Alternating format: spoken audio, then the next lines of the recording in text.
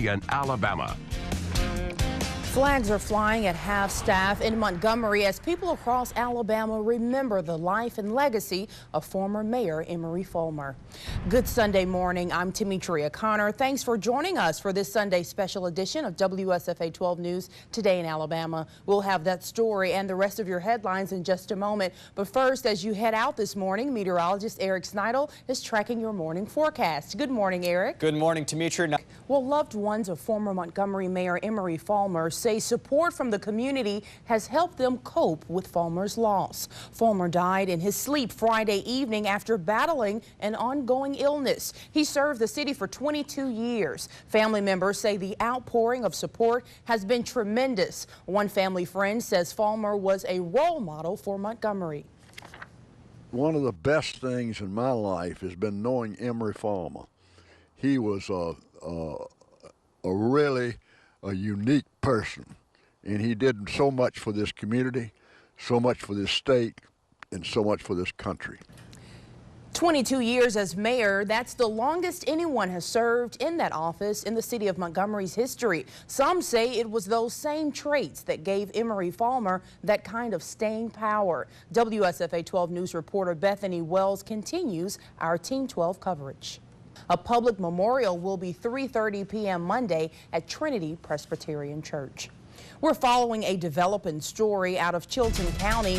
One person is dead and 4 others are injured after an accident on Interstate 65. That crash happened at mile marker 213 near Clanton. It was a single vehicle crash involving 5 people. Police say the vehicle lost control, crossed the median, and overturned. The other 4 victims were transported to area hospitals. Traffic was backed up for hours because of the accident. Both the southbound and northbound lanes were shut down, but I-65 has reopened in both directions and traffic is running smoothly again.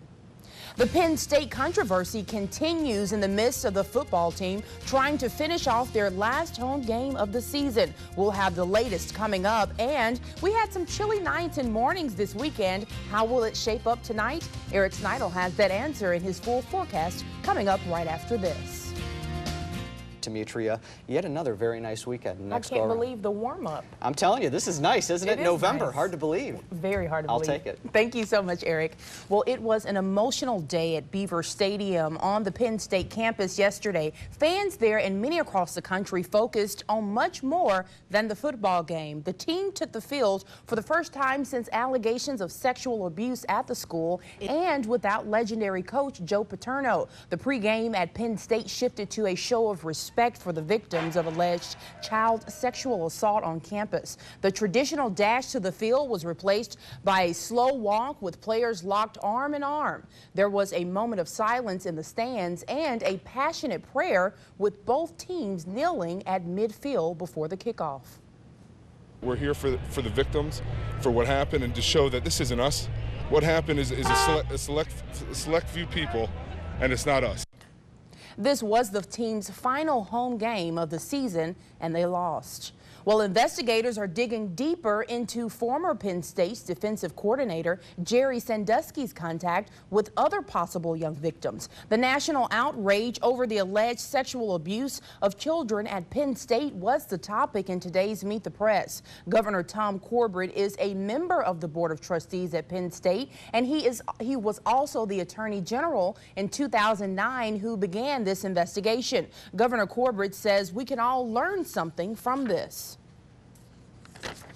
I think one of the lessons that we need to learn from this is that when people see something like this or hear about something like this, you need to investigate right away. You need to report. There are now 4 ongoing investigations into this scandal. The Pennsylvania State Police, Penn State University, San Antonio Police, and the U.S. Department of Education trying to determine whether Penn State officials broke a federal law by failing to properly report suspected sex crimes on campus. Well, it was a pleasant day yesterday, and some of you enjoyed it outdoors. We're in Autauga County this weekend. Folks in Prattville took part in a 5K run, all for a good cause. The Glenwood Lakewood Baptist Church 5K run was a way for the church to raise funds for its missions. Event organizers say proceeds from the run will help the church purchase supplies for their community service projects, such as building homes for the homeless and mission trips. More than 100 runners participated in yesterday's event.